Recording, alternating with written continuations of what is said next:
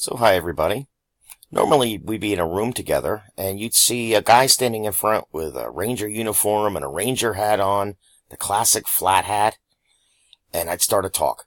I'd have a room full of students with me, but I have to record this for my class, so this is basically what I'd be doing in the real world, sans the class of children, just because I don't have them available at the moment.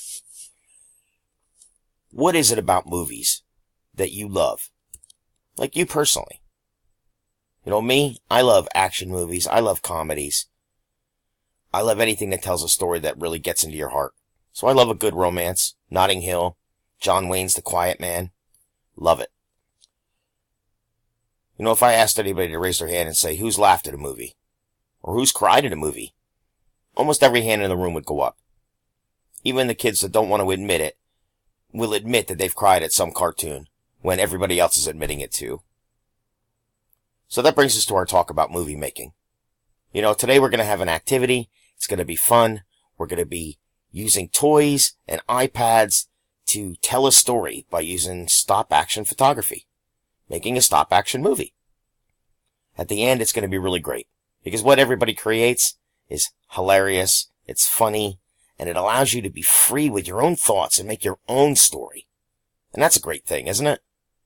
So, bum-ba-da-ba. Movies. But movies don't just start with a movie, do they? They start with a story. And it's how we tell that story that finally makes it up on the screen. So movies, for example, start with a story. They start with a storyboard. So what is a storyboard? Why do we need one? What do we use it for? You know, we need a storyboard because that's how we organize our thoughts. It's how we decide the story we're going to tell. You know, that's what it's used for. A lot of times a storyboard is something simple. It's a drawing. And then another drawing and another drawing that outlines the sequence of events of the story you're trying to tell. So if you had to boil your story down and make it a few snapshots that tell the bulk of your story, this is what a storyboard's for. You know, every movie you've ever loved, every commercial you've ever watched, every television show you've ever seen, starts with a storyboard. Long before it ever becomes something you watch. Now this is the great Walt Disney. That's him on the left there. Old Walt, he of course, we all know, tells some amazing stories. But they highlight just the importance of why we need to storyboard in this little piece of video. So let's take a minute real quick to listen to the master himself and talk about why it's so important.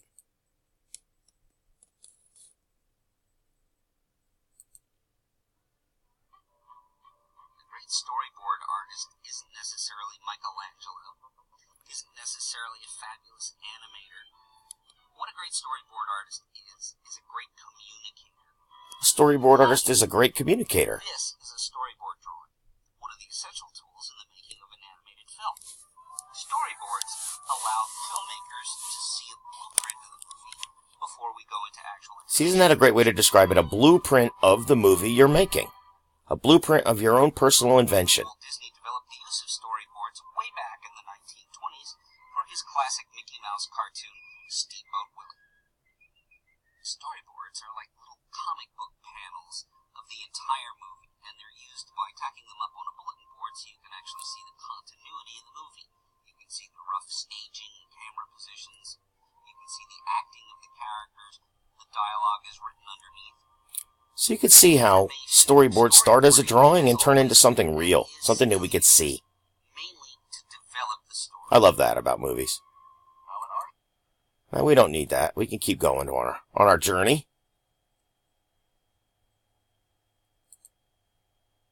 So these are some of the storyboards you might recognize. You know, Frozen, of course. Dun, dun, dun, dun. Or Dumbo. So let's go over what we were just talking about. A storyboard provides that outline for your project, an outline for your movie. It's a way for you to keep your vision in line with what you originally wanted it to be.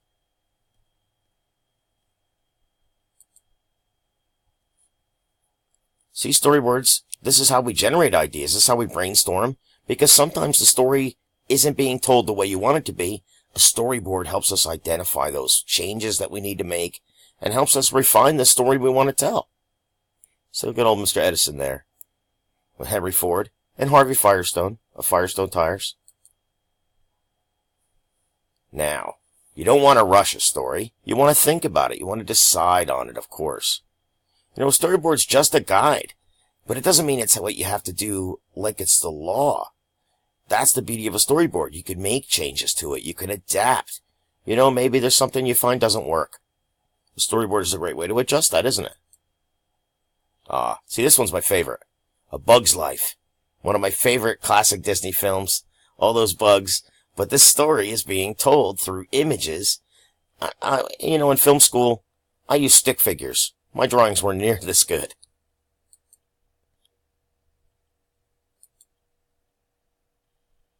See, look at this Cheerios commercial. Starts out as a storyboard. Now let's take a quick look at reality. Oop. Gotta go back one. Sorry. There we go. My mouse wasn't working with me. You know how our family has Daddy and Mama? And me. Yeah, that's right. Pretty soon, you're gonna have a baby brother. And a puppy.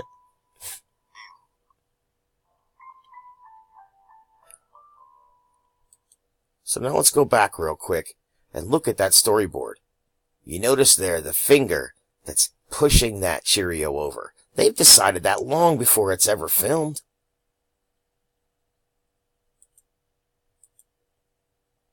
This is of course a classic. Now let's look at stop action movie making at its best. Now I'm not going to give away how they're doing this yet. I just want you to see the film. So let's take a moment to watch.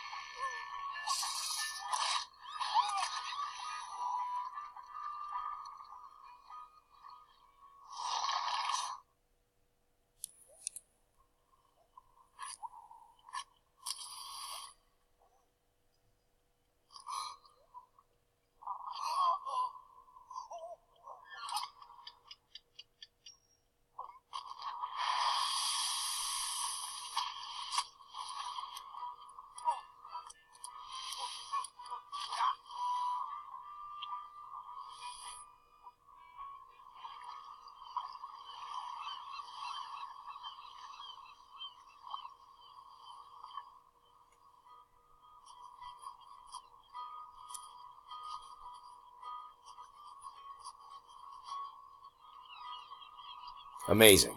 Just a cell phone.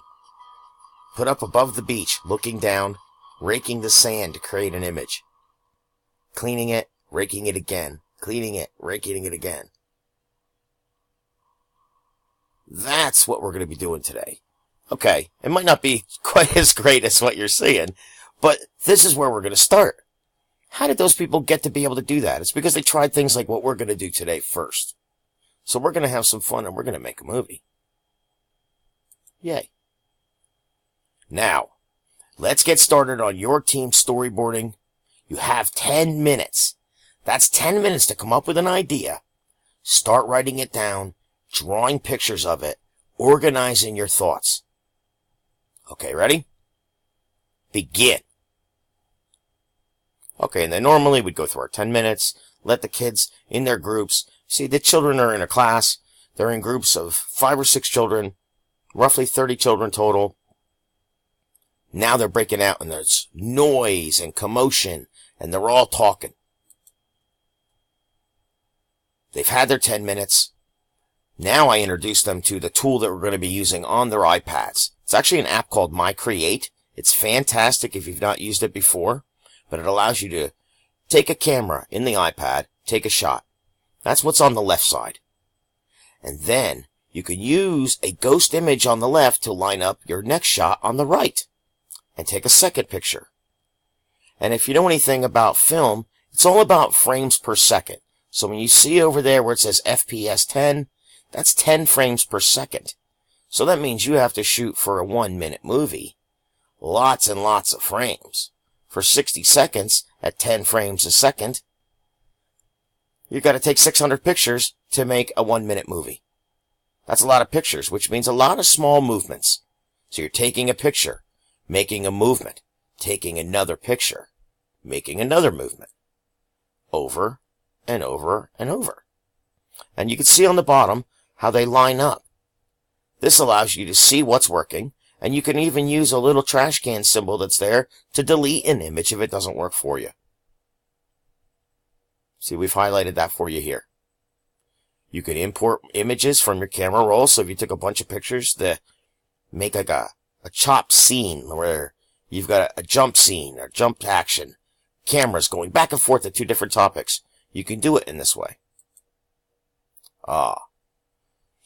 So now, let's look at how they actually made the movie Gulp, because we're running out of time. Our 15 minutes is rapidly approaching. So you can see they've suspended a crane above the beach. They've got a whole group of people bringing in props to use. Hi, we're the directors. I'm Ed. I'm Will. We're Super Science. We're shooting the world's largest stop-motion animation on a Nokia N8. My name's Toby Howell and I'm the director of photography, and I'm shooting on Nokia N8s, and I've got 3 of them up that crane.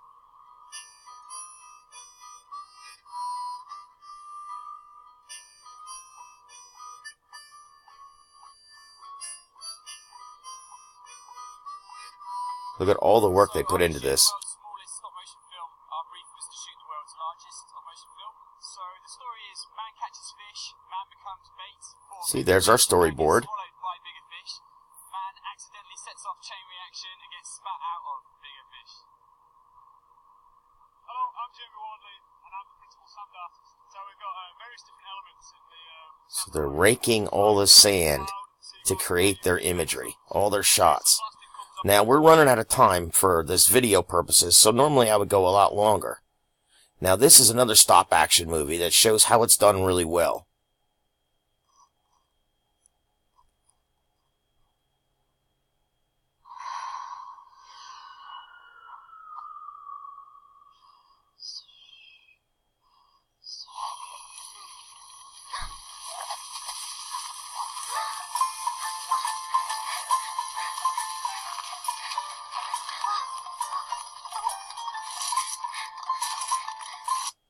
So I would show that to the students, show them how it's made.